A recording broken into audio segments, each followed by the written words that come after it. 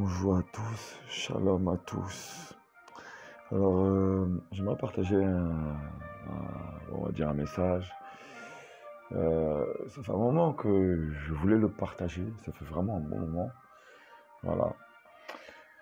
On va aller dans le livre de Bereshit, Genèse, chapitre 1. On va prendre à partir du verset 3, je vais déjà partager ceci, le Seigneur m'avait déjà fait grâce de partager ceci.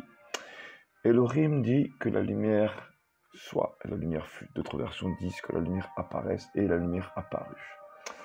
Voilà, alors je vais déjà partager donc ce passage un peu, et moi j'aime beaucoup la version hébreu, la traduire de manière brute. De manière brute, on dit donc, verset 3, Amar Elohim Aya Or, donc qui se traduit donc de manière brute, vraiment brute, par parole Elohim, ou parole d'Elohim même, soit lumière, voilà. Et voilà, et donc on peut considérer ça un peu ça comme un ordre en fait, hein. Voilà. Verset 4, Elohim vit que la lumière était bonne et Elohim sépara la lumière de la ténèbre. Voilà, alors moi je suis complètement d'accord avec cette version quand on dit la ténèbre, parce qu'à la base on traduisait les ténèbres. Et je me suis toujours dit, mais si on dit les ténèbres, c'est qu'il y a plusieurs ténèbres. Moi ça me parle. Voilà. Verset 5, Elohim appela la lumière jour et il appela la ténèbre nuit. Le soir vint et le matin vint. Un jour. Voilà. Alors, lorsque le Seigneur m'a vraiment fait méditer ce passage-là, ça va pouvoir peut-être en choquer certains, mais également peut-être aussi ôter certains voiles par la grâce du Seigneur. Voilà. Donc, comme je dis, moi j'aime beaucoup la version hébreu et traduite de manière brute, un peu comme les versions un peu d'André Chouraki, pour ceux qui connaissent cette version. C'est de manière brute. Et je suis convaincu que nous diluons tellement la Bible que la traduction francophone est tellement diluée pour que tout le monde puisse accéder à la bonne compréhension de la parole, que malheureusement ça pose un peu une certaine paresse, une certaine légèreté de la bonne compréhension de la profondeur véritable de ce que le Seigneur veut nous enseigner au travers de sa parole. J'en suis convaincu. Depuis ça fait longtemps, hein, j'ai toujours ressenti ça, et c'est pas aujourd'hui que ça va changer. Voilà. Et ça empêche beaucoup de choses de croître dans le corps du Mashiach, malheureusement. Bref. Donc, verset 4, Elohim vit que la lumière était bonne et Elohim sépara la lumière de la ténèbre. Voilà. Donc en hébreu, là, on peut traduire ça par... en hébreu, ça se dit donc Ra, Elohim, Or, Kitob, donc, hein, voilà, Badal Elohim, Ben Or Ben Roshek. Voilà. Donc on peut le traduire en hébreu brut, pareil, par Ra, donc c'est un peu comme la perception, comme une considération, c'est-à-dire que Elohim vit, mais c'est pas seulement voir, hein, c'est le fait de considérer, c'est aussi inspecter. Donc, c'est-à-dire que Elohim, il inspecte, il considère, il observe, il contemple, vraiment, il observe vraiment, hein, limite au creuset, quoi, limite, quoi. Voilà.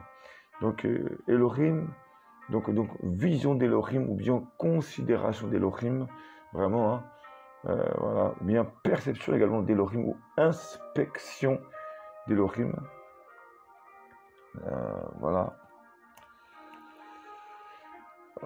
Voilà, donc on va dire inspection d'Elohim également, voilà, sur la lumière. Et il faut savoir que le mot lumière, je ne sais pas si on dit précédé ou en général c'est antécédent, hein. Mais bon, je sais pas comment on dit, on dit pas antécédé, je pense pas, bref, le vocabulaire est un peu limité. Voilà. Juste avant, il y a un trait d'union qui lie le mot lumière aux deux lettres Aleph Tav, qui sont la personnification symboliquement de Yehoshua Mashiach, donc de Jésus-Christ de Nazareth, le roi des rois. Voilà. Donc c'est vraiment un signe distinctif. Donc il a il a considéré, donc la lumière était distinguée. Voilà, dans ce verset-là, verset 4. Voilà. Et juste après, Ra Elohim Or Ki Tob, donc le mot Ki Tob, donc Ki, trait d'union, Tob, ça se traduit par, d'ailleurs la version Yeshua qui traduit ce passage par Elohim, verset 4, Elohim voit la lumière, quel bien, et j'aime bien d'ailleurs, j'aime bien cette traduction, quel bien, parce que justement, moi en fait la manière où le Saint-Esprit me fait comprendre ici, c'est il considéra, considération d'Elohim, la lumière, car elle était, voilà, car elle est, c'est comme ça qu'il l'ai compris moi, voilà, car elle est, voilà, parce que le mot qui se traduit par, excusez-moi, il y a le mot because que j'ai vu, donc car, voilà, le mot because en anglais, car, voilà, donc, et le mot taube, c'est être en fait, hein. To be, taube, c'est to be apparemment dans ce passage-là. To be, donc c'est être, donc, car elle est, voilà, car elle est. Donc, Elohim considéra, voilà, Elohim inspection d'Elohim, lumière, car elle est. Voilà, donc vraiment, il contemple la lumière, il inspecte au quotidien, il est tout le temps en train d'observer, de contempler la lumière parce qu'elle est, en fait, tout simplement. Voilà. Ensuite, donc, il y a le mot badal. Badal, séparation. Donc, regardez bien un peu comment le Seigneur met ceci. Donc, considération, bien, inspection d'Elohim, lumière donc accompagnée en union avec la lettre Aleph Tav. Donc vraiment, la lumière est marquée par le Mashiach, vraiment, par Yahushua, notre Seigneur et Sauveur. Voilà. Hein. Voilà. Car elle est.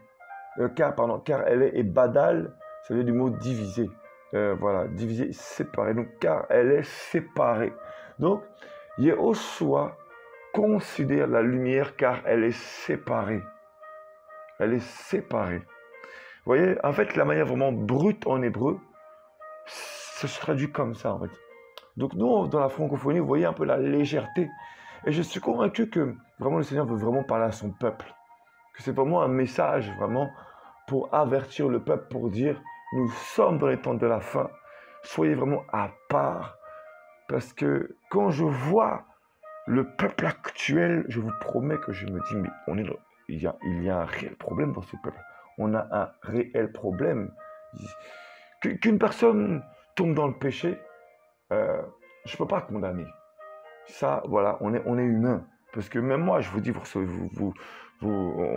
moi je le dis clairement, hein, je le dis ouvertement, comment dire ça, si c'est pas le Seigneur qui me reprend, premièrement, j'aurais déjà lâché la main du Seigneur depuis longtemps. Parce que les représailles, bien aimées, elles sont terribles, vraiment, quoi. Donc, béni soit Elohim, vraiment, quoi. Voilà. Donc, on ne peut pas condamner quelqu'un qui tombe dans le péché. Voilà. Et d'ailleurs, au travers de ceci, j'aimerais partager ce passage-là parce que le Seigneur m'a vraiment fortifié, abondamment fortifié ce matin. Donc, je vais vraiment le partager. Si ça peut également faire du bien à quelqu'un, encourager quelqu'un. Voilà, c'est juste une parenthèse. Hein. Toujours dans le livre de Bereshit, donc Genèse, chapitre 8, chapitre 6, versets 8 à 9 en fait.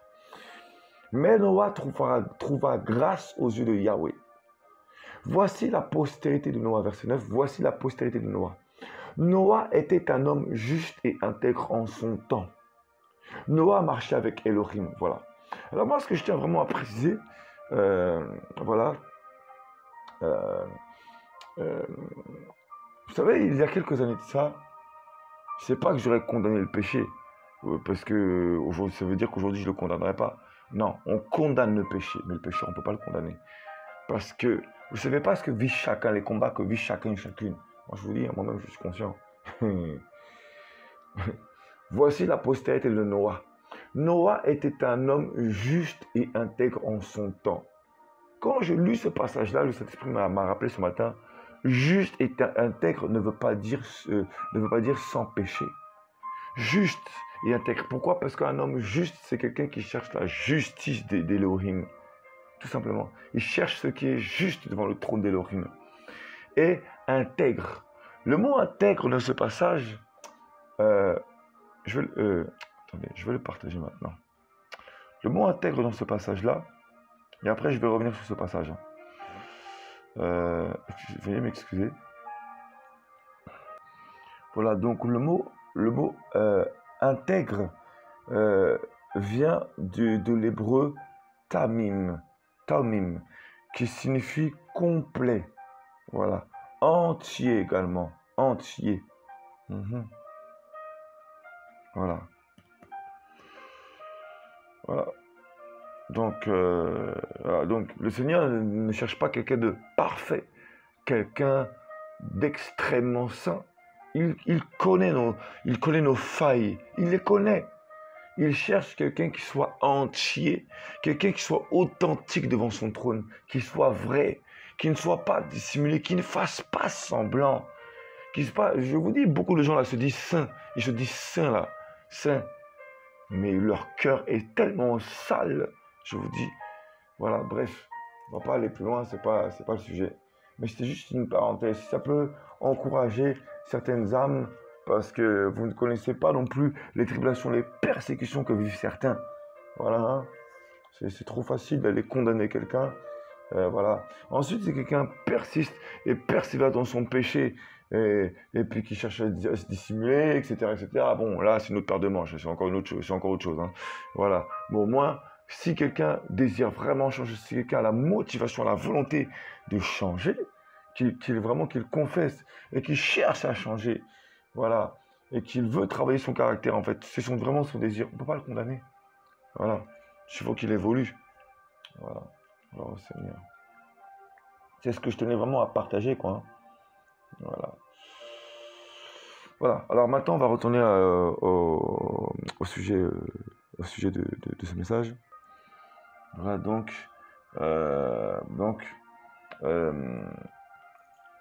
la considération d'Elohim, l'inspection d'Elohim, donc envers la lumière, il contemple la lumière parce qu'elle est.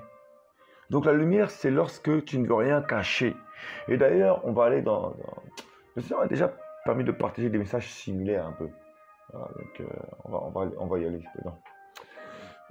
Jean 3, j'aime beaucoup utiliser ce passage ces derniers temps. Parce qu'on l'utilise beaucoup pour dire que le Seigneur a aimé le monde. Alors c'est vrai, il a aimé le monde. Hein. C'est lui qui l'a créé, même les organisations diaboliques, parce qu'il y a des âmes là-dedans qui ont été consacrées à leur insu, bien évidemment. Hein. Voilà, donc ils n'ont rien demandé. Voilà, on leur a fait croire que Satan, le diable, était le père, l'ultime, il avait toute la puissance, et que le Seigneur n'aimait pas certains, etc. Alors ouais, là, ils sont condamnés malheureusement, et pour eux, ils veulent se venger. Voilà. Donc voilà, c'est totalement compréhensible. Voilà, bref. Donc, voilà, mais le message de la parole s'adresse au peuple à la base d'Israël. Donc aux gens qui ont reçu la parole. Donc ce message dans l'évangile de Yohanan, donc Jean s'adresse à un peuple qui croit déjà, qui a déjà reçu la parole. Voilà. Donc Jean chapitre 3, on va prendre donc à partir du verset 19. Hein. Et voici le jugement.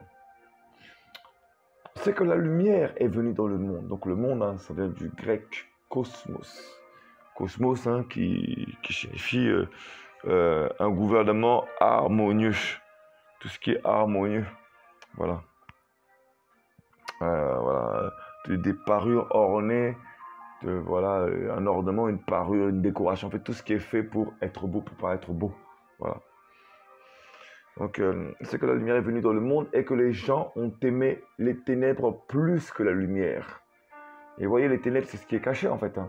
les ténèbres plus que la lumière. Donc, on préfère cacher des choses en nous plus que la lumière. Donc, plus que être attiré par ce qui pourrait nous dévoiler ce qui est en nous, quoi. Et qui pourrait nous changer, qui pourrait nous aider à changer, justement. Voilà ce que le Seigneur veut mettre en nous pour changer. Voilà. Car leurs œuvres étaient mauvaises. Donc, c'est comme ça qu'on reconnaît la ténèbres. Hein. Parce que la lumière, en fait, parce que l'homme préfère dissimuler, cacher ce qu'il a au fond de lui, plutôt que l'exposer plus du Seigneur afin que le Seigneur lui montre ce qui ne va pas et qu'il puisse le changer. Voilà. Et du coup, on voit le fruit des œuvres. Hein. Forcément, il n'est pas bon. Voilà, ça peut être que mauvais. Verset 20, car quiconque pratique le mal est, H-A-I-T, est, du verbe haïr, la lumière, et ne vient pas à la lumière. Voilà, ne vient pas à la lumière. De peur que ses œuvres ne soient exposées. Voilà. Alors pareil, hein, je crois que je vais aller chercher la version Chouraki. La version Chouraki, que nous dit-elle? Voilà.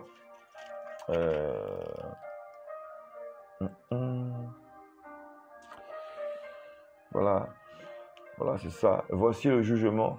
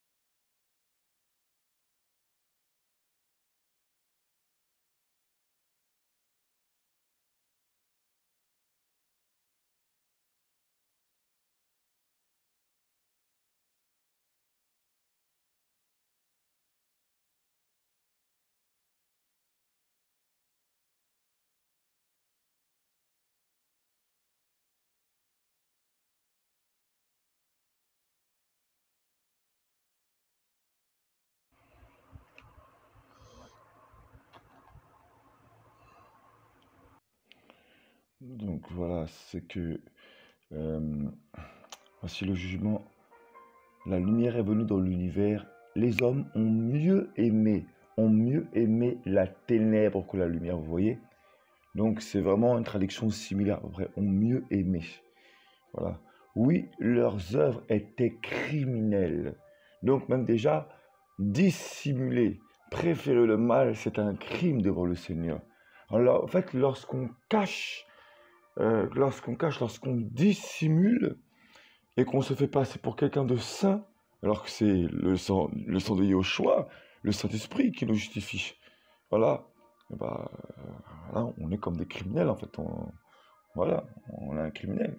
On est un malfaiteur, quoi. Voilà. Parce que nos faits sont mauvais, tout simplement. Voilà. Verset 20. Oui, tout fauteur de mal est la lumière. Donc, haïr la lumière.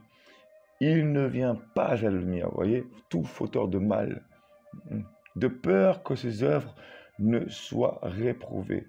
Et c'est la version Choura qui n'est pas assez répandue, je trouve. De peur que ses œuvres ne soient réprouvées. Vous voyez?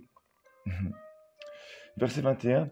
Mais l'artisan de vérité vient à la lumière. Vous voyez? Donc celui qui pratique la vérité, celui qui veut vraiment pratiquer la vérité, celui qui désire au-dedans de lui-même pratiquer la vérité. Voilà. Et il vient à la lumière. En fait, il vient de lui-même. Il est attiré par cette chose, par la lumière. Parce que il voit que c'est bon. Il voit que c'est juste. Voilà. Pour qu'il soit manifeste. Voilà. Mais l'artisan de vérité vient à la lumière pour qu'il soit manifeste. Que ses œuvres sont faites en Elohim. Voilà. Donc il veut, en fait, il compte, en fait, la personne qui veut vivre dans la vérité, eh ben, comment dire ça, il se manifeste à la lumière afin que ses œuvres soient faites en Elohim. Voilà. Pour qu'il soit manifeste, que ses œuvres sont faites en Elohim. Vous voyez? Donc ça veut dire qu'on ne se glorifie même pas de la lumière que l'on pratique. Vous voyez? Parce que toute gloire revient au Seigneur. C'est lui qui nous amène à pratiquer la lumière. C'est lui qui nous attire à ça. Toute gloire lui revient en fait. Voilà. Voilà. Vraiment béni soit le Seigneur. J'aime beaucoup cette version. J'aime vraiment beaucoup ce passage. Alléluia. Donc, on revient donc à Genèse chapitre 1. Voilà. Au verset 4. Donc, considération d'Elohim, lumière, voilà, inspection d'Elohim vers la lumière, voilà, car elle est séparée, Donc, Elohim considère la lumière car elle est séparée, vous voyez, car elle est séparée. On en revient là, hein. On en revient là. Et vous voyez ce que je trouve vraiment très dommage, c'est que moi, je suis convaincu qu'il y a beaucoup de versets qui ont été donnés comme des références clés, qui ne sont pas mauvais. En fait, les versets eux-mêmes ne sont pas mauvais, parce que c'est la parole. Ça ne peut pas être mauvais, c'est pas possible. Seulement, beaucoup, on en a fait des doctrines. On a pris ce verset et on en a fait une doctrine. Vous voyez? Par exemple, je reprends ce passage que tout le monde aime bien. Car Elohim a tant aimé le monde qu'il a donné son Fils unique afin que quiconque croit en lui, quiconque croit en lui ne périsse point, mais qu'il ait la vie éternelle. Alors c'est vrai, c'est magnifique, c'est l'évangile, c'est clair, c'est vraiment l'évangile. Cependant, je répète qu'il y a un contexte. Et je pense que c'est un passage, en fait, que tout le monde considère comme un passage clé, parce qu'il reflète la puissance de l'amour de Yahushua. Mais regardez bien, dans ce même passage, il y a un passage qu'on ne dit pas, et pourtant, il fait partie même du passage. Voilà. D'ailleurs, la version Choura qui dit, Jean 3,16, oui, Elohim aime tellement l'univers, parce que c'est la création, malgré que l'univers, c'est toute l'organisation du deuxième ciel. Voilà. Voilà. Et voilà. Tout là où il y a le trône du diable. Cependant, ça a été créé, le Seigneur a permis ces choses, il sait, ça fait partie de sa création, c'est vrai, donc il a aimé ça. Et même nous, quand on le regarde, quand on le voit, l'univers, mais c'est beau, c'est magnifique, c'est lumineux, c'est tellement lumineux, vous voyez. Et la parole dit qu'en plus le diable c'est l'ange de lumière, c'est tellement lumineux, la galaxie, l'univers, la Voie lactée, c'est tellement beau, mais c'est la création, c'est-à-dire que même la beauté de l'univers glorifie le Seigneur, vous voyez. Malgré qu'il y ait des choses mauvaises dedans. Voilà. Parce que si on disait tout ce qu'il y a dans tout ce qu'on ne voit pas, beaucoup auraient peur. Hein. Mais bon, l'essentiel, c'est tout ce qui est beau quand même à voir. Ça fait partie de la magnificence, de la majestuosité. Je ne sais pas si ça se dit, mais c'est partie de tout ce qui est majesté du Seigneur. C'est clair et net. Voilà. Tout comme de la gloire d'Elohim de Yahweh, bah, il y a aussi ça. Il y a aussi sa colère qui est très redoutable. Voilà. Bref, c'est pas le sujet, mais il faut aussi en parler. Oui, Elohim aime tellement l'univers qu'il a donné son Fils unique, afin que tout homme qui adhère à lui ne périsse pas, mais ait la vie en pérennité. Voilà. Donc, celui par contre qui refuse, dans ce même verset, il y a un contexte, c'est que celui qui refuse, je veux dire qu'on va l'accepter, mais on peut l'accepter parce qu'on sait que celui qui le reçoit, il a la vie. Mais c'est-à-dire que celui qui le laisse croître a la vie régénérée, une vie qui se régénère sans cesse dans l'abondance, celui qui le laisse croître. Tout simplement, c'est pour ça qu'il est important. Voilà, il est important de ne pas s'arrêter juste à que quiconque croit en lui ne périsse pas, mais qu'il a la vie éternelle. Voilà, mais il faut vraiment comprendre ce verset. Il faut vraiment prendre tout le sens du verset. Il y a le sens magnifique, mais il y a également le sens de celui qui ne laisse pas croître. Par contre, ce ne sera pas renouvelé. Voilà, il se condamne lui-même, parce que Yahushua est vivant. Jésus-Christ est vivant. Voilà. C'est important de le préciser. Ça fait partie aussi de la doctrine de l'évangile, hein, parce que l'évangile a été donné premièrement pour les Israélites, ceux qui vivaient en Israël, qui avaient grandi sous la Torah. Voilà. Et ils l'ont refusé. Beaucoup l'ont refusé. Beaucoup l'ont refusé. Donc, et ensuite, il a été transmis ensuite aux gens des nations. Tout simplement. Voilà. Donc, il contemple la lumière car elle est séparée. Vous voyez? Car elle est séparée. Voilà. Car elle est séparée. C'est comme ça qu'en hébreu, en hébreu, ça se dit. Voilà. Si vous voyez la version brute, c'est comme ça qu'on le dit. Voilà. Et je vous dis, c'est pas tout le monde qui va accepter ce message. Hein. Voilà. Parce qu'on veut tellement un message d'amour. Voilà. Donc, voilà. Et ensuite, la suite du message, c'est... la suite du passage, autant pour moi, c'est... car elle est séparée. Elohim,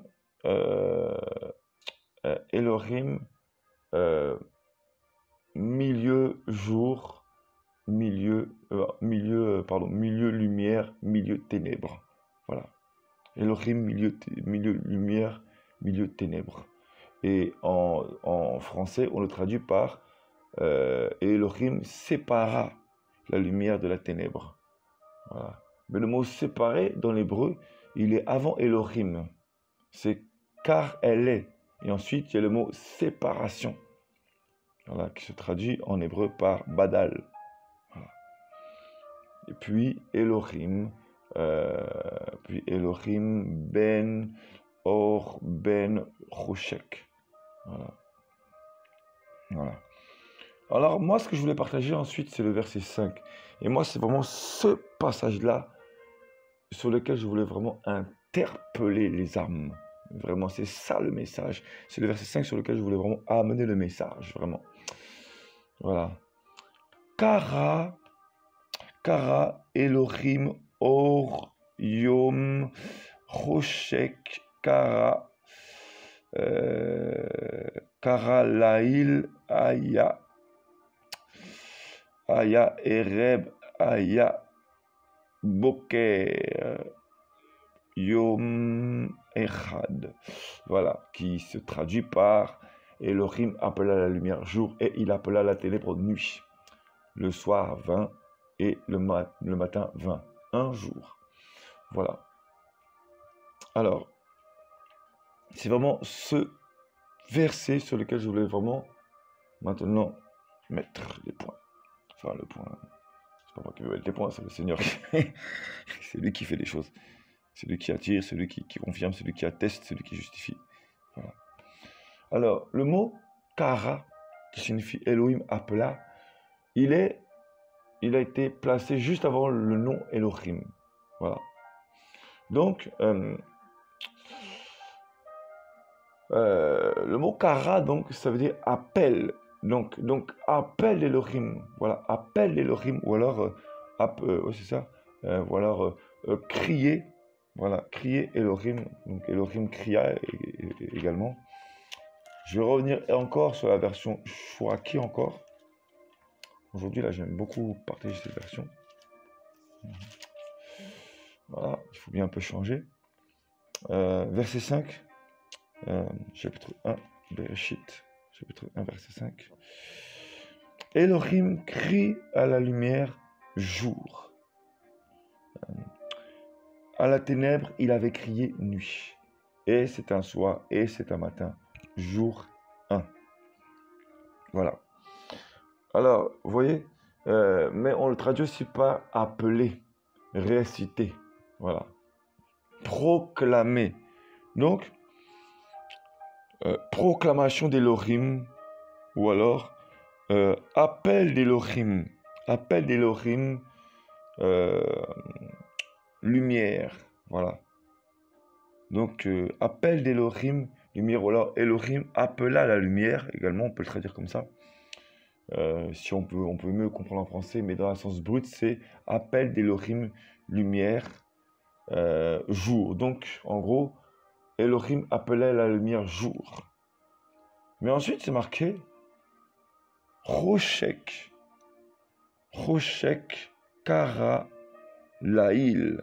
Donc, en gros, ténèbres appellent nuit. Voilà. Donc ça, c'est terrible.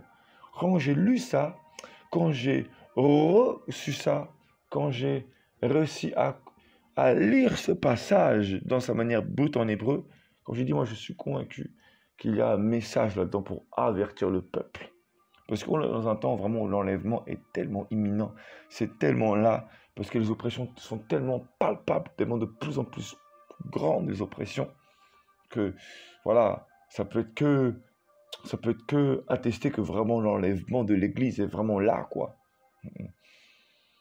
Donc voilà, appel Elohim, voilà, Elohim appela la lumière jour, et les ténèbres appela la nuit. Donc vous voyez, donc ça veut dire que tout ce que, en fait, ça veut dire que le Seigneur atteste ce qui lui ressemble, ce qui lui est séparé. Donc, vous voyez un peu le passage juste avant, le verset juste avant, c'était, le Seigneur m'avait permis de traduire ça comme ça, que le Seigneur considéra que la lumière était séparée. Vous voyez? Que la lumière était séparée. Voilà. Et puis, bizarrement, au verset 5, c'est appel d'Elohim, lumière, jour. Et donc, ça veut dire que ceux qui sont attirés par la vérité, par la lumière, recevront l'appel du Seigneur. Ils recevront, ça veut dire que on peut, excusez-moi, combien d'âmes ont accepté de la bouche Jésus-Christ et ensuite sont repartis, soit dans le monde, soit ils deviennent religieux. Ils deviennent vraiment religieux, quoi. Ça veut dire qu'ils vont lire la parole, mais soit ils suivent un homme, soit ils suivent un mouvement religieux, soit ils suivent une doctrine. Voilà. Mais ils ne fonctionnent pas comme un vent. Ils ne sont pas attirés par le vent de l'esprit. Parce que soyons clairs, hein, chacun reçoit son équipement. Donc chacun reçoit son appel. Chacun reçoit la mission qui lui a été attribuée. L'administration qui lui a été donnée. Donc qui dit administration dit papier. Donc dans le secret, dans le ciel, il y a eu un mandat, il y a eu un papier qui a été signé dans le ciel. Euh, on dit souvent que les anges notent, ils sont là et ils notent ce qu'on fait. Ben, vous croyez quoi? C'est une administration, ils notent. Voilà. Donc, ils notent. Donc, c'est-à-dire que c'est une charge qui nous est donnée. Est-ce qu'on prend à cœur la charge? Est-ce qu'on exécute la charge qui nous a été donnée? Donc, il y a eu un papier qui a été signé, qui nous a donné un mandat dans le spirituel, voilà, dans le ciel. Voilà. Et donc, euh, voilà, donc, cette charge nous a été donnée et est-ce qu'on l'accomplit? Donc, beaucoup d'âmes acceptent le Seigneur. C'est vrai. Seulement, euh, ils, ils, ils ne veulent pas prendre en charge l'administration qui leur a été donnée. Ce sur quoi le Seigneur leur a demandé de s'appuyer. Voilà. Tout simplement. Chacun a reçu une charge, chacun a reçu un service qui lui a été administré, qui lui a été donné d'accomplir une charge. Et c'est ça la croix, le fardeau, c'est ça. Voilà. Alléluia. Donc voilà. Donc, nombreux vont accepter le Seigneur, mais vont refuser la vérité. Ils vont préférer d'autres services parce que leur charge elle est trop difficile. Ah non, il y en a plein, je vous dis, il y en a plein comme ça. Ils vont se dire, mais ils ne veulent pas le service. Pour eux, juste aller à l'église, c'est bon. Ça suffit. Non, je vais chercher le mariage et en général, aucune femme ne veut souvent. Parce que ils ne prennent pas la charge au sérieux. Voilà. Ils prennent ce qu'ils veulent. Ou alors, il y en a, ils se marient parce que les femmes voient que des femmes ou les hommes, hein, pardon, voient qu'ils sont vraiment motivés dans leur service, mais c'est parce que le Seigneur leur a demandé. Alors ils vont se marier, et puis vous allez voir au final qu'ils vont devenir religieux, ils vont devenir arrogants, orgueilleux, vous voyez, parce qu'ils servent le Seigneur selon eux. Il y en a plein comme ça. Donc on peut recevoir le Seigneur, mais ne même pas accomplir ce que le Seigneur nous a demandé. Et ça aussi, c'est une dissimulation. Ça aussi, c'est une forme de ténèbres, ça aussi. Ça aussi, c'est une fraude devant le Seigneur. On fraude parce qu'on pense qu'on peut se sortir comme ça. C'est frauder, ça aussi. Hein. Refuser une charge qui nous a été donnée par le Seigneur, c'est frauder. C'est une fraude, hein. Bien sûr. Vous croyez quoi? Devant les hommes, vous pouvez paraître saint, humble, mais être terriblement orgueilleux devant le Seigneur, parce que vous refusez ce que le Seigneur vous demande de faire, d'accomplir. Voilà. Alléluia. Donc voilà. Appel ou alors le cri d'Elohim. Elohim cria ou appela la lumière jour. Voilà. Elohim appela la lumière jour. Et les ténèbres appela la nuit. Voilà, simplement. Et les ténèbres appela la nuit. Voilà.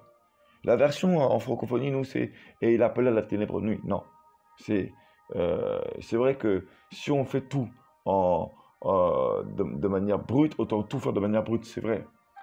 Voilà. Donc, appel d'Elohim, lumière jour. Ténèbres, appel nuit. Voilà. Soit ténèbres, appel nuit, soit jour, soit matin. Pardon, pour moi. Soit nuit, pardon. Soit nuit, soit matin. Un jour. Voilà. Voilà. Et le Seigneur, en fait, au travers de ceci, lorsqu'il fait de nous des lumières, il nous demande également, regardez, un jour, un seul jour. Et en un seul jour, le Seigneur appela la lumière, il a fait la séparation. En un seul jour. Et je vais vous dire une chose, il y en a... En fait, dans ce passage, le Seigneur nous apprend à discerner ce qui est attiré par le jour et ce qui est attiré par la nuit. Et je vous dis que là, on arrive vraiment dans un temps où le Seigneur est en train de séparer, mais vraiment de faire la séparation de ceux qui aiment la dissimulation, de ceux qui veulent, de ceux qui vraiment s'accrochent à rester dissimulés. Et je vous dis que ce message-là, c'est pour faire comprendre que nombreux, ceux qui désirent être dissimulés, eh ben, ils seront toujours attirés par ce qui est caché, par ce qui est ténébreux. Et ils continueront à s'obstiner de leur service ténébreux. Donc, dans la fraude divine, dans la fraude devant le Seigneur. Ils continueront, hein, ils continueront, parce qu'ils seront appelés à ça. C'est-à-dire que, vu qu'ils auront aimé pratiquer ceci, pratiquer cette dissimulation, eh ben, ils seront forcément attirés par cet appel. Ils seront appelés par la domination qui pratique ce qui les attire, moi qui attire ceux qui pratiquent, enfin bref, je sais pas, veuillez m'excuser, hein. Voilà, je pense que vous avez compris, voilà. Et donc, le soir vint, vous voyez, le soir vint. Donc, une fois que le Seigneur a séparé la lumière et que les ténèbres ont été, waouh, je vais laisser ça. Et que les ténèbres ont été, que ceux qui aiment les ténèbres ont été attirés par la dissimulation de plus en plus, et ça sera comme ça de plus en plus, et là vint le soir et vint le matin. Un jour. Et en fait, je vous dis, il y en a, ils n'ont même pas encore, spirituellement, ils n'ont même pas encore fait un jour. Normalement, en fait, spirituellement, tu es censé discerner ce qui est bien et ce qui est mal. Mais il y en a, je vous dis, ils sont tellement dissimulés, de vrais serpents, parce qu'un serpent, ça n'a pas d'oreille extérieure. Ça vous voyez, ça se faufile sur la terre, ça glisse sur la terre, là, bref, ça avance sur la terre, et ça avance en fonction des vibrations, vous voyez. Donc c'est spirituel, et un chrétien fonctionne avec l'esprit, c'est pareil, en fonction de ce qu'il ressent. Pas les émotions, mais de ce qu'il ressent, voilà. L'esprit, c'est les ressentis, hein, bien souvent. C'est tout ce qui est les vibrations également, hein. Et les serpents fonctionnent comme ça, voilà. Et les serpents, au bout d'un moment donné, ils changent de peau. Et il y en a, ce sont des vrais serpents. Ils vont changer d'apparence en fonction de là où ils sont. De vrais serpents. Voilà. Et voilà. Donc en fait, le Seigneur nous appelle vraiment à détecter, à discerner. Voilà. C'est vraiment le message que je voulais partager. Je vous dis, on arrive vraiment dans un temps là, vraiment, on arrive vraiment bien aimé dans un temps là, un temps où le Seigneur est en train de faire une grande séparation, vraiment de faire vraiment une séparation, vraiment. Et je vous dis, hein, ceux qui aiment ce qui est dissimulé, ceux qui aiment dissimuler, voilà, ils seront de plus en plus attirés par ce qui se cache, par ce qui est caché. De plus en plus, je vous dis, de plus en plus, de plus en plus. Et ceux qui veulent vraiment aller au Seigneur confesseront. Ils confesseront et ils exposeront les choses à la lumière. Ils exposeront les choses à la lumière. Je vous dis, c'est ça. Le Seigneur est en train de faire une réelle séparation. Soit lumière, soit lumière. Elohim, considération d'Elohim ou vision d'Elohim sur la lumière car elle est. Voilà, Elohim considère la lumière car elle est séparée, car elle est séparée. En fait, elle est parce qu'elle est séparée. Voilà. Elle est bonne parce qu'elle est séparée. Tout simplement. Voilà. Alléluia. Voilà. Gloire au Seigneur. Voilà. Soyez richement, abondamment bénis. Voilà. Éclairés également au nom de Yeshua Mashiach. Alléluia. Vraiment, nous sommes vraiment à la 6e trompette. La 7e trompette va vraiment sonner. Vraiment, soyons vraiment vigilants, quoi. Alléluia. Shalom à tous. Restez bénis. Au nom de Yeshua, au nom de Jésus-Christ, notre Seigneur et Sauveur.